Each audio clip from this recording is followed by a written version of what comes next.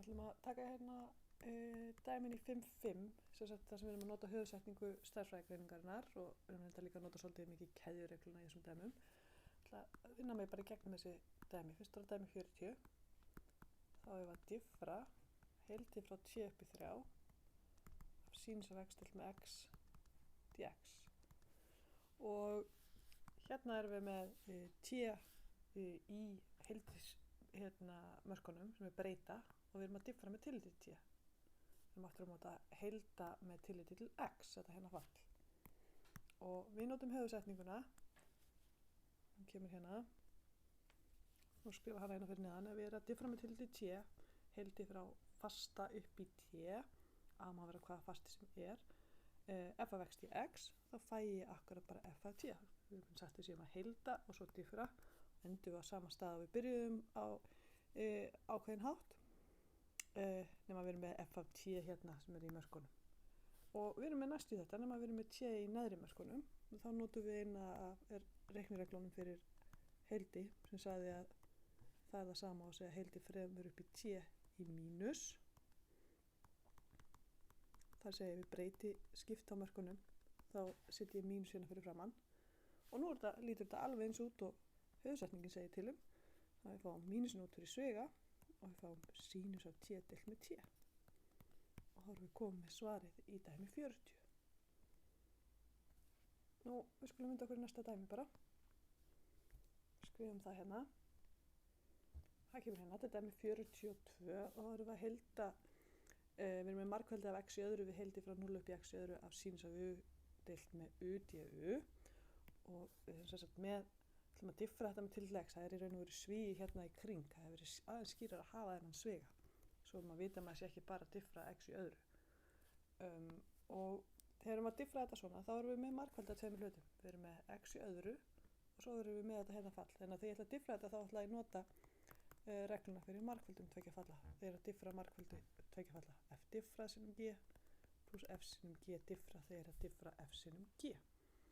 Nú, ég sem sagt, getum sagt bara þetta sé f og þetta sé g. Þá ætla ég að fara að skrifa hérna hvað er f diffrað sinnum g ódiffrað pluss f ódiffrað sinnum g diffrað. Ég ætla að setja inn í þetta. Og við getum skrifað hjá okkur hérna ef f er x í öðru, þá er f diffrað 2x. Og ef g-ið mitt er 0 upp í x í öðru sínus af u du, sínus af u deilt með u du, svona. Þegar ég ætla að diffra þetta, þá þurfum við aðeins meira pláss, skulum færa okkur bara aðeins hérna til, skulum einbytta okkur að finna g merkt. Og nú erum við með þetta aðeins öðru sig heldur en áðan, því ég er með eitthvað fall hérna í efri mörkunum.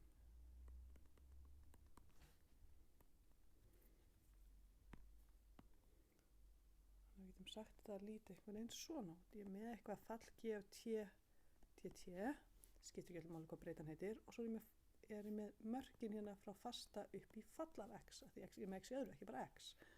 Og svo er ég að fara að diffra þetta með tilliti til x.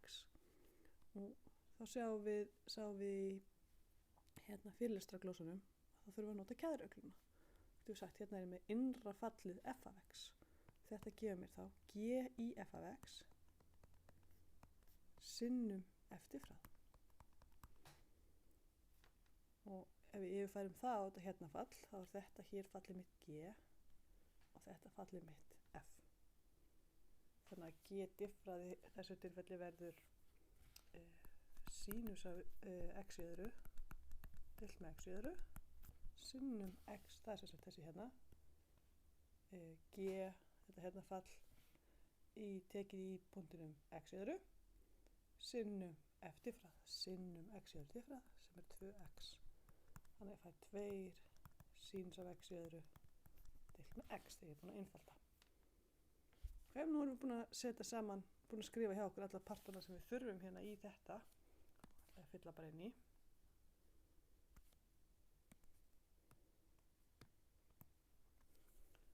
Þetta diffrað verður f diffrað sinnum g ódiffrað. Það er 0 upp í x í öðru. Sínus af u deilt með u du pluss f ódiffrað sinnum g diffrað sem stendur hérna fyrir neðan. tvisvar sinnum sínus af x í öðru deilt með x og hér gætum við svo einfaldað og stytt út eitt x-ið, þannig að gerum það bara hérna.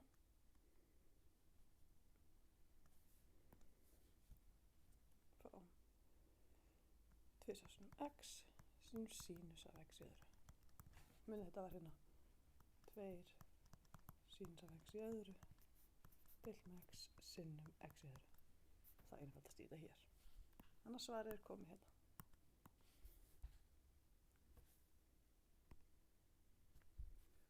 Og við erum komin inn í næsta dæmi 43. Við ætlum að diffra með tilliti t, heildi frá mínus pi upp í t, þess að breytan hérna kemur fyrir í mörkunum heildinu sem við erum að diffra með tilliti. Fallið kósins auslun deilt með 1 plus auslun í öðru t auslun. Og hérna getum við farið bara beint af vegum. Þetta er fallið mitt hérna. Þetta er kósins af t deilt með 1 plus t í öðru. Og svarið er komið. Og þá getum við farið bara í næsta dæmi. Það er dæmi númer 46. Það birtist hér. Við ætlum að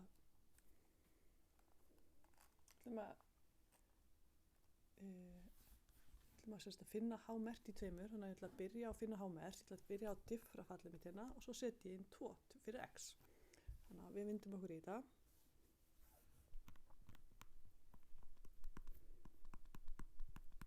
Diffra með tilliti til x, fallið mitt hérna 3x sinnum 4 heildi frá 4 upp í x í öðru af e mínus rótin á t, dt. Og þetta er ekki fall sem við þekkjum stórfallið af hérna, þannig að við getum ekki bara heilda þetta og diffra svo. Við þurfum höfuðsetninguna hérna. Og við erum aftur með margfalda tegundföllum, við erum með 3x og svo erum við með heildi hérna. Segjum aftur að þetta sé f og þetta sé g. Þá ætla ég sem sagt að diffra f sinnum g. Þá er f diffrað sinnum g ódiffrað pluss f ódiffrað sinnum g diffrað. Og við skulum gera það bara beint hérna fyrir neðan. Ég segi 3x diffrað, það er 3 sinnum heildið ódiffrað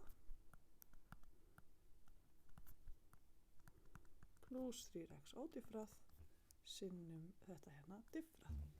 Og ef að skrifa aðeins hérna hjá okkur við hliðina á. Við fáum diffra þessar tennangaur.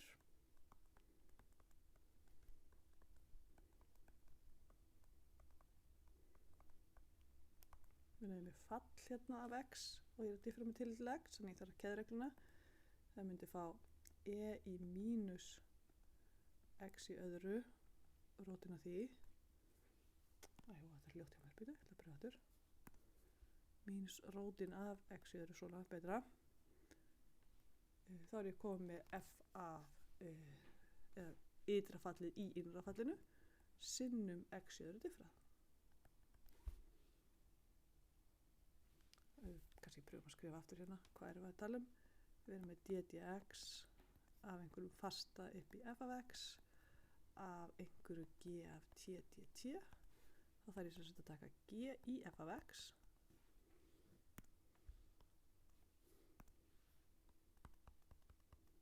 sinnum f diffrað. G í punktum x í öðru sinnum f diffrað. X í öðru diffrað. Þannig við skutlum þessu hérna inn. Fáum við sinnum 2x sinnum e í mínus x. Svona. Þið er búin að einfalda. Og sjálfsög getum við tekið þetta saman líka. 6x í öðru hérna.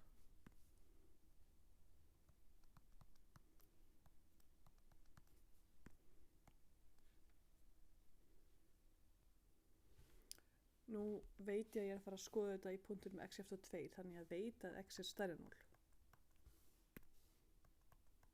Þar sem ég er að fara að skoða þetta. Annars þyrfti ég náttúrulega að hafa tölugildið hérna, af því að rótin af x í öðru er tölugildið af x.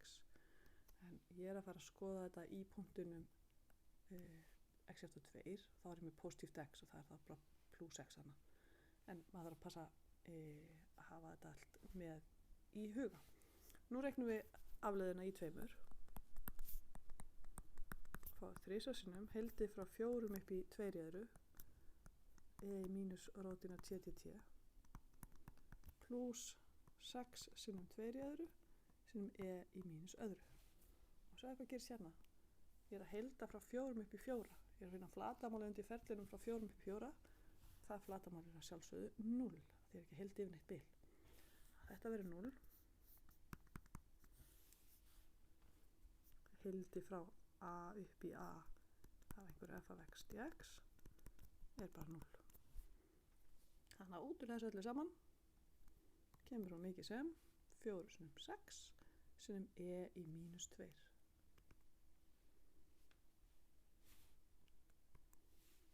Sér svo.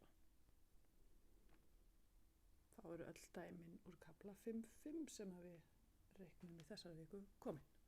Öll sem við notum höfuðsetninguna og keðjureglan kom líka vel við suðuna.